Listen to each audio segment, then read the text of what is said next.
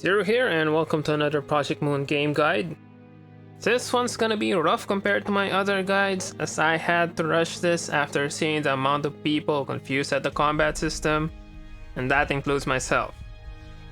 Before we continue, I have to point out that this video is based on version 1.0.0 and 1.0.1, and things might change down the line. Without further ado, let's kick things off with the skills. Every identity has a set of skills, and equipping an identity will give a sinner a number of copies of each of those skills. And if this was a card game, that collection of skills would make up their deck. As with cards in card games, a skill has a bunch of stuff going on that will confuse newbies, so let's go through the parts slowly. There's the usual name and art, and as we've already seen, the number of copies of the skill in the deck. The next important parts are the number of coins, then the skill power, and on the top is the coin power. For now, we'll ignore the other attributes and proceed to show how those coins and skill power and coin power are used in combat. In a normal battle, the game will assign how sinners and their enemies will square off against each other each turn. Then you get to choose which skill will be used by the sinner for attacking or defending. In card game terms, this dashboard is essentially your hand, or hands, as each sinner's skill slot contains 2 skills, among which you'll choose which skill to use. Used skills are placed into a discard pile and are shuffled back once the deck runs out. At least, that's according to the tutorial. I haven't checked if it has Ruina-like shenanigans. Also, the skills that will be drawn next turn are displayed translucently at the top of the dashboard. Let's see what happens when each skill is resolved. If a skill is unopposed, the unit will perform a coin flip for each of the skill's coins. On heads, the skill power will gain the coin power bonus. Then, regardless if it's heads or tails, the skill will deal damage based on the current skill power. Then on the succeeding flips, the coin power bonus is added onto that skill power. Here, Faust wins the second flip, adding another 4 to Upward Slash's skill power. And note, this isn't a streak bonus. Let's look at another example. Here, Ishmael attacks with Flying Sword, but fails the first flip, dealing only 2 damage. Then she wins the second flip, increasing the power to 6, so that deals that amount. Note that unlike Ishmael, Faust's damage was not the same as his skill power. We'll come back to the full damage calculation later when we talk about damage multipliers. Also, Ruina players would already notice how Limbus Company's cumulative damage calculation is already very different from the previous game's page dice scheme. And it will only deviate further when we talk about the next topic, clashes. The clash occurs when 2 skills target each other, as denoted by the arrows meeting.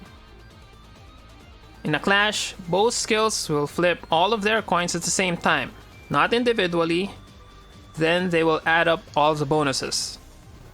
Whoever loses in this value comparison loses a coin. Draws do not remove coins. Then this is repeated, flipping all of their coins again, adding up bonuses, comparing, destroying coins, until one side loses all of their coins. And once that happens, the skill proceeds as if it's unopposed. That was kinda overwhelming, so let's slow it down and get more examples. Here's another battle with Morceau's Undo facing a sweep. Undo has a base 2 skill power, with 2 coins possibly giving an extra +3 each. Sweep, on the other hand, starts with a 4, with 1 coin possibly giving a +1. Coins are flipped, and Morceau gets all tails, with the final values being 2 versus 5, leading to him losing a coin. Next round, Merceau still doesn't get the heads, so loses the coin to another 2 versus 5. With no coins left, the sweep attacks with 1 coin. Let's get him some revenge. Same skills face off, but the first result is a draw, so no one loses a coin. Second result is an 8 versus 5, destroying the enemy's coin, and Merceau gets to attack twice. One last example with Sinclair this time. He attacks with a suppress, but the first clash results in a loss. He was successful in the next attack though, so he gets to proceed to dealing damage. But since he lost 1 coin, he only gets to attack once. And that's how clashes work. Ruina players may find the new scheme a bit weird at first, but overall it's simpler than the previous game. The extra rolls after a clash will take a bit of time to get used to, so. Now that we've covered the basics of clashing, let's continue expanding on it. The yellow bars in the middle of unit HP bars are stagger thresholds, meaning a unit will stagger if their HP goes down to that level. Staggered units cannot attack, take more damage, and will recover 2 turns after they are staggered. If the HP is reduced through multiple stagger thresholds, they will take even more damage. Note that going below other thresholds does not extend the stagger duration. For example, here, Sinclair gets staggered. Fast forwarding to the next turn, even if he gets attacked again, he will still recover the turn after this one.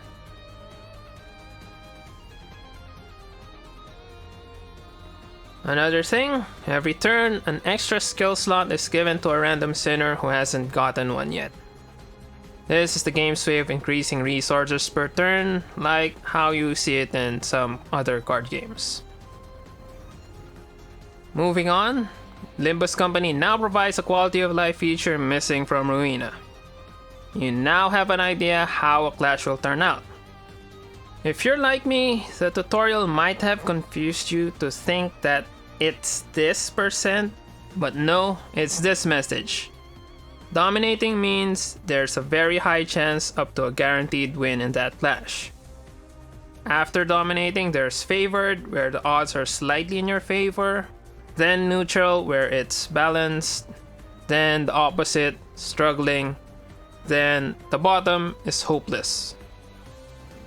One more thing about the expected result message, it's also shown on the dashboard, along with the unopposed status, but the latter disappears after a second or two. While we're here, there's something peculiar about these numbers, and it's related to a blatant mistake I hid in an earlier part of this video. Viewers actually paying attention would have noticed that I may have missed something in the clash calculation. An extra +1 on the clash roll. That is the effect of a skill's offense level. And the greater it is compared to an enemy's defense level, the more bonuses you'll get in a clash. Looping back to the peculiarity I mentioned. If you double check with the identity skills, these numbers should be the same. However, the glowing one is bigger. You might say, duh, that's because of the offense bonus. But you only say that because you're aware of the mechanics. Other players may make the wrong conclusion. Might think it's related to the % or the predicted results, both of which are much closer than the offense level. So yeah, what was an improvement over the previous game is also a potential source for confusion. Let's spend a bit of time clearing up this part of the UI before we tackle the damage multipliers. First off, all of these info that I'm highlighting are just copied directly from the skill. Which makes sense since it's supposed to represent the skill that will be used. I am a bit iffy about the location of the operator symbols on the sinner side though. It's probably a design decision making the UI symmetrical. but we all know it's probably gonna cause problems with the minus operator. Next are the stuff that we already mentioned, the predicted result with a fancy animation telling you who's gonna lose, then the damage multiplier, and finally, the most important number, the minimum and maximum results after flipping all coins and adding up all the bonuses. We also have an odd symbol choice here, a dash signifying range, but ends up looking like a fraction bar. Now that I've pretty much covered all of it, here's how I use this top section. To get an idea of how the clash will go, I'll look at the center. For damage, I'll look at the top. While that seems to work well for me, I still have to point out some more quirks about this UI. For unopposed attacks, the center doesn't matter, as the range only shows the minimum and maximum value of the final flip for dealing damage, and not the whole damage range. Like the operator symmetry nitpick, this may also be a design decision, whether to be consistent on what to display, that is, similar number ranges. The other more serious problem is that the game doesn't apply all of the bonuses to the range. Remember that hopeless message example a few minutes ago? That's from this clash. If you do a bit of mental math, you might think, wait, that's not so hopeless. What's not shown here is that the enemy has a +4 attack bonus. So the real range isn't 4 to 9, it's 8 to 13, which is definitely hopeless. Pretty sure this is a bug and will be fixed, but in the meantime, better trust the message over the numbers. Finally, damage multiplier time. To recap, skill and coin power produces the base damage. And then the game applies the damage multipliers to get the final damage. Multiple factors affect the multiplier. There's attack type, slash, pierce, and blunt. To repeat my Ruina guide, there's no rock, paper, scissors mechanic here. They just tell you what type the attack is and what unit resistance to check against. For the sinners, these values can be found under their current identity. Then there's a sin affinity. Similar to attack types, each unit has their own resistances and vulnerabilities to certain sins. For the sinners, these are determined by the E.G.O that they have equipped. Speaking of E.G.O, now is a good time to digress a bit and talk about them. For people new to the franchise, don't worry, this game will explain what they are lore-wise, so I won't explain them here. Instead, just think of them as special moves that cost sin resources. You generate sin resources every time one of your sinners uses a skill, and you can see how much you have on the table to the right.